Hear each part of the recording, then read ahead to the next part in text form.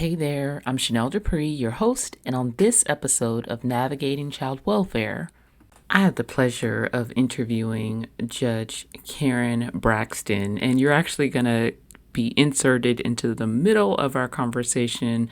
The interview took a turn because I found out that Wayne County has jury trials for child welfare cases. And so, literally, we spend a lot of time talking about that. But that's going to be a different podcast for a different time. She has been on the bench since 2013, and recently she was appointed as the presiding judge of the juvenile section of the Third Circuit. So, huge shout out and congratulations to her. I love this interview because, in speaking with Judge Braxton, it's a reimagining of the role of a judge in our system, are at times very frightening, very confusing, very complex system. And the phrase that she used during the interview is that she sees judges as being a catalyst for collaboration, and that's how she shows up. And so I just want for us to really begin to think about what could different roles within our system do to actually facilitate real help, real change, real connection, and treating people with dignity and humanity as Judge Braxton does. I know you'll enjoy this interview as much as I did, and thank you again to Judge Braxton for sitting down with me. To me, but that's for another time, another day. I want to get to your philosophy because there's a lot of different kind of dynamics that you're needing to manage. And what I want to understand is, how do you see the role, and you've said this a little bit, but how do you see the role of your position? How can your role help to alleviate some of the confusion that exists within the family and child welfare system? So I think judges play a lot of roles in the system. The one important role is that most people think we're kind of at the top of everything. And so we really set the tone, in my opinion, of how a case is going to go, how we're going to treat our families, how we're going to treat the agencies, how we're going to require them to interact with each other. And so that first role is that leadership position where we're saying we're setting that tone for the courtroom. We respect the parent no matter what. I tell them, hey, you're asking for parental rights to be terminated, but they haven't been. So at this point, we have to respect the parent, respect their wishes, always know that they understand what's taking place, speak to them on their level, and require that everybody else does that for them as well. In child welfare, we have tons of acronyms. We're talking about TPRs, ICWA, and we can throw them out all day, every day. And our parents are sitting there glassy-eyed going, what just happened? And we're Yeah. talking about them. So one role we play is one of leadership. Another role we play, and I always focus on this one, is that, again, not referee, we're a teammate.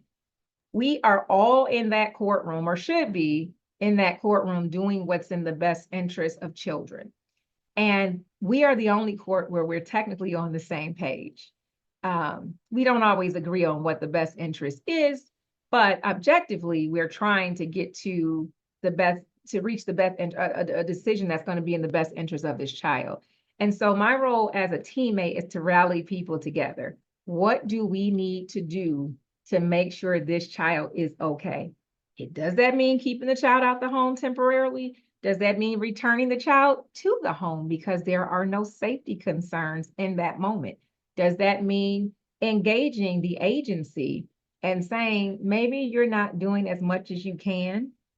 So here's some ideas for you to do a little bit better for this family as we work towards reunification, or even as we're waiting for a trial to move forward. So a lot of times I want to be the catalyst for collaborations to say, Mm. it's okay. We are not enemies in this space. We don't agree on everything except for one thing, and that's what is in the best interest of the child or the children that we are serving. Now, again, I'm balancing that with this impartiality part because I am a neutral body in the courtroom, and I always Mm. have to maintain that. Um, no matter what, no matter how I feel, no matter what I think, I have to be neutral in all of this. And so my other position is balancing all of these ideas that I have about what should be happening in the case and making sure that I'm remaining neutral outwardly to all the parties. Um, One thing I talk about in the courtroom is we're very often hearing from the agency how a parent is not doing well. And it's like first grade. You don't do well, we take something from you. You do well, we give you a gold star and we do something more. I've had agency representatives in the same position where they're not doing something. And I have a lot of parents that will walk up and say, Braxton, and they call me Braxton. I'm not real big. There's two words you can't call me in a courtroom. Everything else is fair game. But they'll say, Braxton, we really appreciate that you said something to the agency when the agency wasn't doing their job. And I said, well, don't we say something to you when you don't do your job? They said, yeah. And I said, well, isn't it fair that I say something to the agency? They said, yeah. I said, wouldn't you say something if I'm not doing my job? I hope you would. And they, they're a little hesitant to say yes to that one. But the goal is to really bring these groups together so we're doing the work. And I explain to agencies the same way. You're asking me to terminate parental rights sometimes. You got to give me the legal side of this. It's not personal, but there's these standards that we have to meet. There's legal standards and burdens that we have to meet. So you have to get me there. And so my role a lot of times is bringing these parties together, helping them understand the law, helping them understand procedure, but also helping them understand that there's an opportunity for all of us to work together for the end goal, which is protecting these children at whatever cost. I will tell you that I will not be calling you Braxton. You will be Your Honor, or Judge Braxton. But you said so many things. But one of the things that I just want to highlight is you said you want to be a catalyst for collaboration. And that feels like amazing. A catalyst for collaboration. And you are, as you talk about just leadership, you're in such a unique and important position to do that. Honoring parents. I will tell you that I have had stories of judges who, after a parent leaves the courtroom, they begin talking about the parent and disparaging the parent with the agency. And that's something that I've had to deal with just in concern of some work that I've done. And so the fact that you are leading by example, because listen, just because you're a judge doesn't mean that you're mature, doesn't mean that you're a leader as well. And so the fact that that is something that's important, and you said that first. So I appreciate that. Treating people fairly, not using acronyms, not speaking. I was talking to some foster parents and they were saying, I mean, we go to court, but I feel like it's a different language. It feels like we shouldn't be there. And that's never, that's always a sign that something is wrong when people feel like they're intruding on the proceedings. That's a problem. It's like the people are speaking their own special language, and Right, so how can right. we make sure that people understand it and that we're doing it in a way that makes sense? And then being a team player. So when I was representing parents, I would often not feel like I was a part of the team, that they would have these meetings and it's like, they're mad at the parent, so the parent can't be at the meeting. And so it was really having to do a lot of work to say, hey, this pair, they're an important part of this. And so let's have collaborative conversations. And so I really appreciate everything that you've just mentioned. And let me just comment very briefly about the terms of endearment from my family. I think some of us, when I say us judges, get hung up on the smallest things. Some years ago, when I first started, I saw a young man come in with a really big white t-shirt on, and it was still folded. You could see the creases in it from, having been folded very tightly somewhere. And I said something, and he said, I took all the money I had to buy me a brand new white t-shirt to come to court. And I felt so stupid in that Mm, moment that they mm, had worked so hard to make themselves presentable to me. And then I said something negative about that. mm, And so I've learned that in this space, more often than not, we have families that are coming from a lower socioeconomic status. We have families that have not had extensive levels of education, very often not even having graduated from high school. We have families that come in with members that are illiterate. And so if the only thing they do, and it's their term of endearment, is call me Braxton, because in certain spaces, people call me KB, they call me Braxton. Um, I'm okay. And I'll Yeah. laugh and I'll say, you just can't call me two words. And there are some judges that get hung up on that. And I go, if that's your hang up in court, my families hug me. My Mm-hmm. families want to talk to me. My families feel comfortable sharing things with me. My families feel like they can communicate in court. And I'm not always on their side. And they Yeah. still feel like, hey, I know you're going to let me talk. You may not agree with me, but you're going to let me talk. That's the relationship that I want with my families. I visited a program yesterday for my JJ kids that I want to use on that docket. And when I left the program, the young man walked up to me, hugged me, and said, "Bye, Auntie." That's what I think people are missing, is that we're getting so caught up in titles and our Mm-hmm. roles and the authority that we have, that we fall short of just realizing that we're humans dealing with other humans, and that we are usually two decisions away from where they are. And we Mm-hmm. were blessed to be raised in certain environments that protected us. And for some of us, we were blessed enough that in spite of our bad decisions, we still ended up in a successful space. And so my kids called me a lot of things, nice Yeah. things, Yeah. but I asked them, what do you want me to call you? And so sometimes they'll say, we want to call you this. Okay. You got two things you can't call me. I kind And of want to ask you what are the two things, but I'm not you going can't call to. me the B word or the N word. Now everything Okay. else, I mean, they don't go too far out. But Okay. I would rather you talk to me than for me to Hmm. stop you and say, oh, you didn't say judge, or you didn't say your honor, or you didn't Gotcha. say it perfectly. If you're talking, keep going. Yeah. It's Yeah. something, Judge, again, I'll be calling you Judge. Everybody calls me judge in every other state. It doesn't matter, but okay. But so I was talking to a young woman, and she was a young lady who was in foster care, and she was saying, Mhm. "Oh, I'm not going to court because I don't know what to say. Like I don't even know what to call the judge." And so what you're and I was like, "Really? Like that's a thing. That's a thing. Like people are really can be really intimidated by being in court and not knowing what to do. And so the fact that you're removing that barrier, I love that. But my question for you is, so tell me about how you engage with families in court because you said some things and I don't know if I've seen it in all courts, the ability for, how you do you talk to parents? Do you talk to youth? Like what's your philosophy? I just want to talk to them. And so I speak their language. If it's, I don't use profanity in the courtroom, but you will hear me use slang because they understand it. Sometimes when I give my advice of rights, I'll give the legal version, which means my record is clear, but the parent has no idea what I said. And then I'll go back and say it. I'll tell them it's my translation. And I say it the way it makes sense to them. I make jokes in court where it's tense, it's frustrating, they're angry. They think the court is a part of the agency that took their children, even when sometimes their children should have been removed.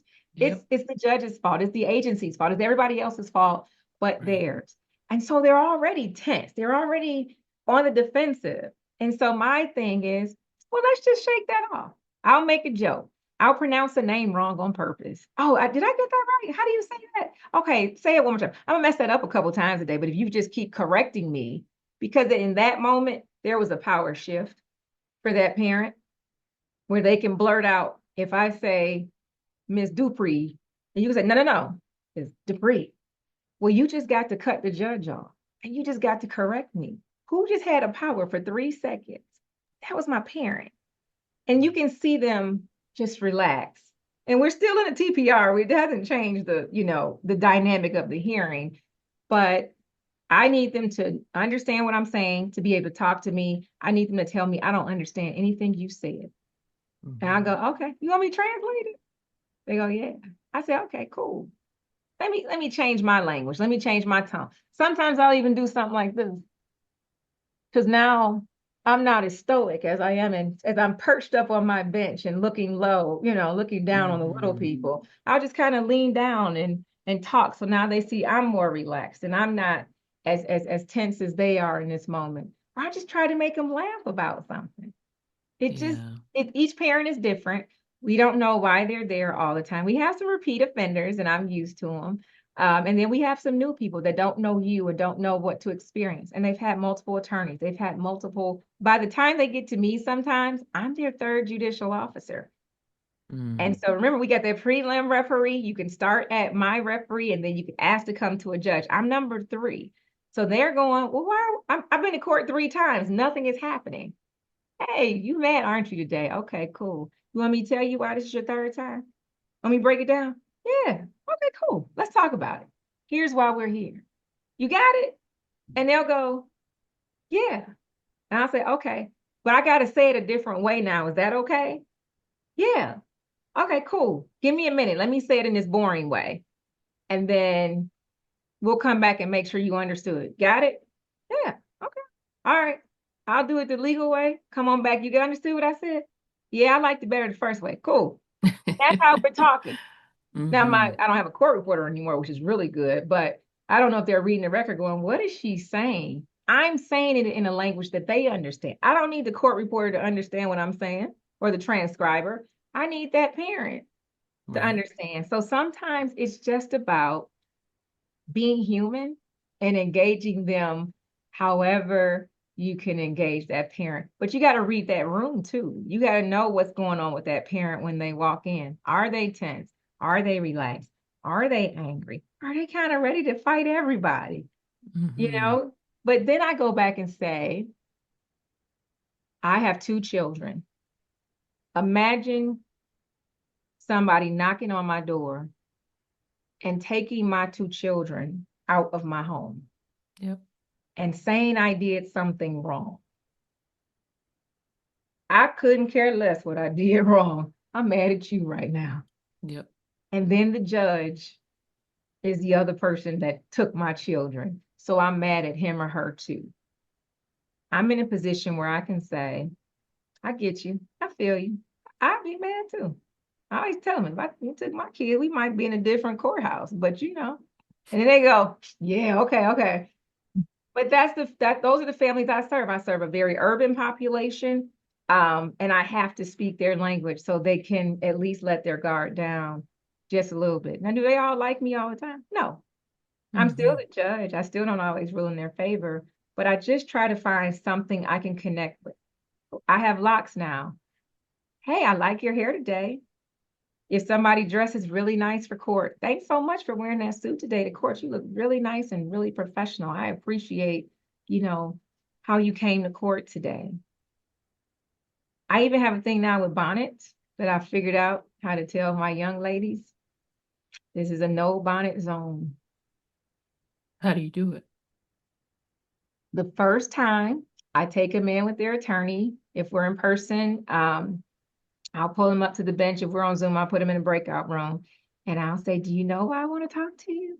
And they say, no. I say, I don't really like the bonnet. And they'll say, well, why not? I say, well, I'm old school. Back in the day, we couldn't wear rollers, curlers. If we went outside for 10 minutes, we had to do our hair completely. We could put it back up when we got home, but I'm old school. So this is my courtroom. I got an old school courtroom. I said, so pick one. You want to take off the bonnet or you want to come back? I ain't coming back, Judge. Okay, well, just take it off. And then we just do the hearing real fast. And then next time, make sure your hair is laid when you come in. Do you know Mm-hmm. what they do the next time they come to court? Hey, Judge, you see my hair? You see my hair? I'm like, okay, I love it. I said, today I'm having a bad hair day, but you're doing good. And so when you Mm-hmm. respect them, you explain it. Because Mm-hmm. again, I don't just, it's my courtroom. I can make any rule I want. But why Right. not tell people why I don't like bonnets? Right. So you don't Okay. embarrass them. You have a conversation with Oh, them. Absolutely. no. And Absolutely. and now when they Mm-hmm. come in, Zoom or in person, they go. I still have a couple people on Zoom that go, you want me to turn my camera off until I take my bonnet off. Mhm. Whenever you're ready, just turn your camera back on. I'll do your case when you turn your camera back on. Okay, I'll be back. If my hair not done, that's okay. Just pull it back or something. Just brush it back. Yeah. Okay, I'll be right back. And we're good. Because they're Okay. people and I respect them Mm-hmm. and I respect them first. Yeah. And I Yeah. don't need to call me judge or your honor or anything else because they don't always know what to say. And I don't Yeah. want them to talk. I don't want them to not talk because they don't know what to say. For And sure. I For can get sure. them to do the things I like in a real nice way and still, show them the respect, and show them how much I value them in spite of why they're in the courtroom. It's just, just the humanity, right? In talking with individuals and just respecting and like all the different things. My kind of one of my closing questions is in your role as an officer of the court, what are some things that you can do, or what are some things that you have done to help shift the narrative from blame and shame to let's move forward?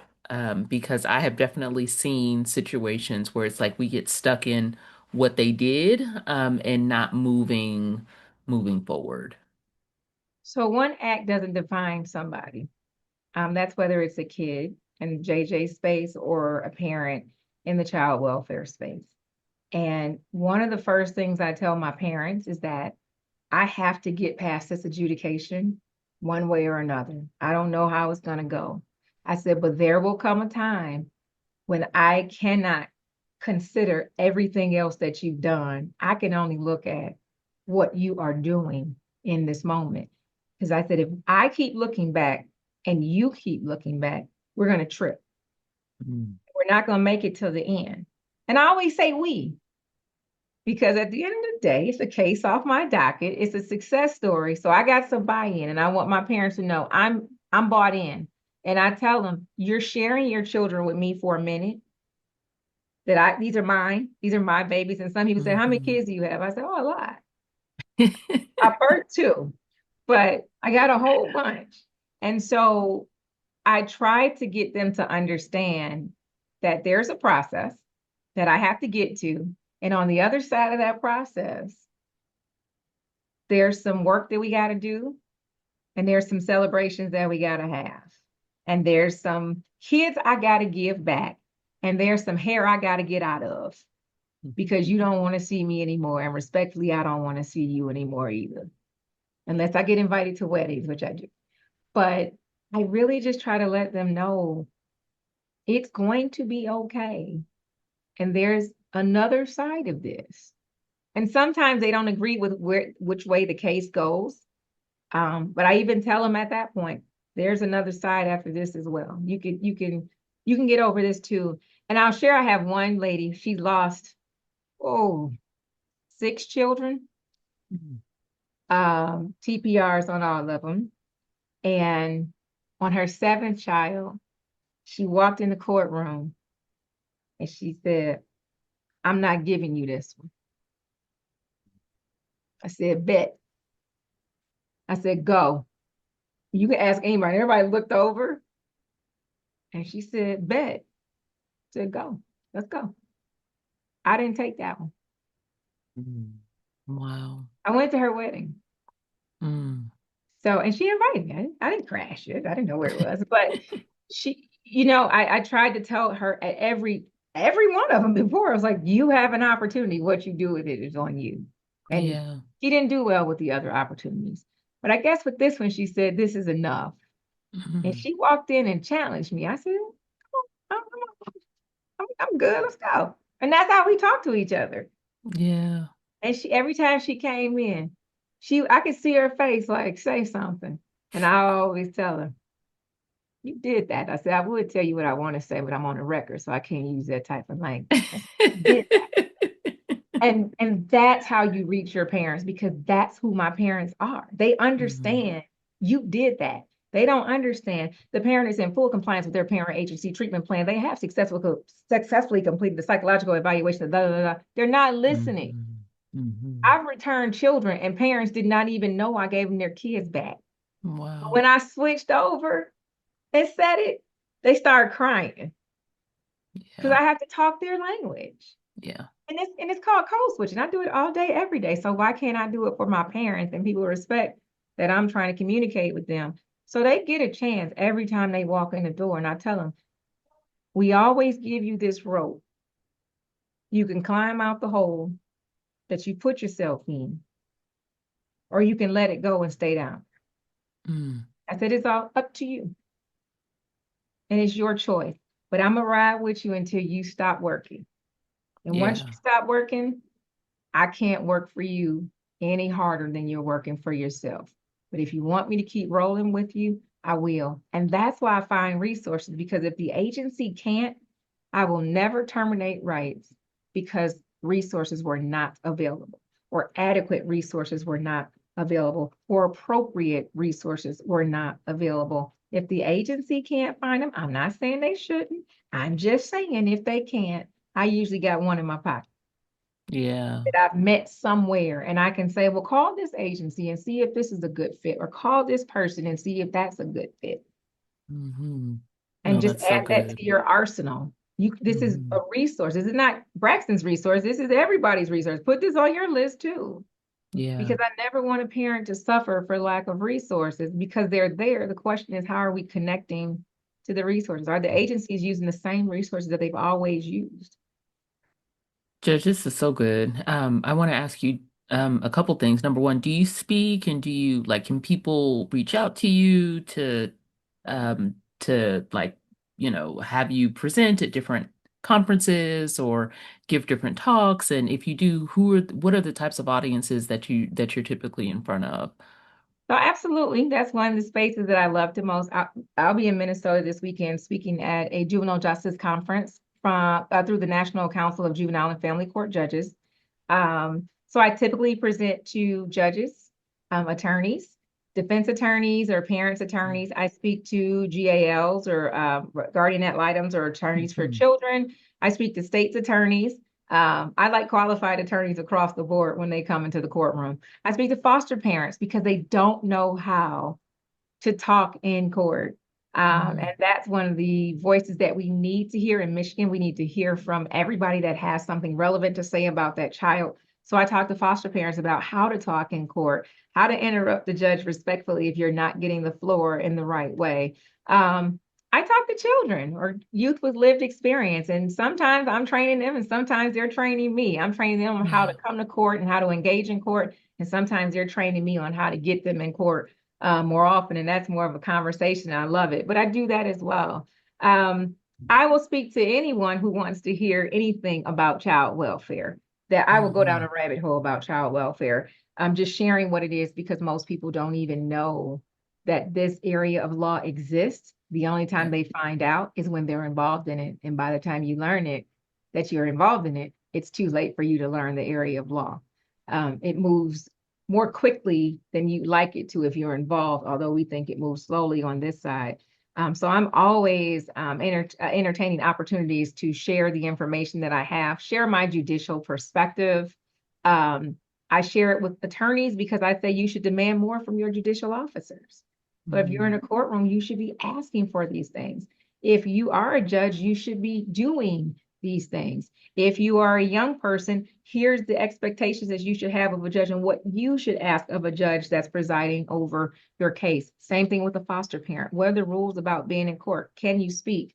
And so I'm trying to share my um, ideas with more people nationally to say we can redefine what the bench looks like. It doesn't mean we're getting less respect. It means we're power sharing. And when we share our power, people will respect us in a genuine way, not just because of the role we wear, but because of the way we carry ourselves and the way we treat other people that are in front of us. Mhm. Such a powerful sentiment. And of course, I want to give you the floor to ask, are there any final thoughts that you want to share? I will be linking your information. So if folks are interested in reaching out to Judge Braxton, you are able to do that. But Judge, please, what are your final thoughts? My final thoughts are that the bench is a wonderful place for me to be. And it also carries with it a huge responsibility. And I embrace that responsibility as a human being, as a mom, as a daughter, as an aunt, as a niece, as a sister.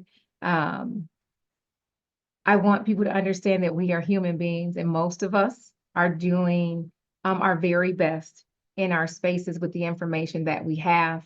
But I also want people to know that you should hold your judges to a high level and expect the most out of our judges, and be willing to ask our judges to stand in the gap when we don't have the services that we need for our families. I want people to know that we are, most of us, are open to conversation about sharing information about our spaces, and about improving the lives in our child welfare space for children, and families. And I'm hoping that my message that I'm sharing nationally resonates with more people across the board, and they will continue to help me share this message.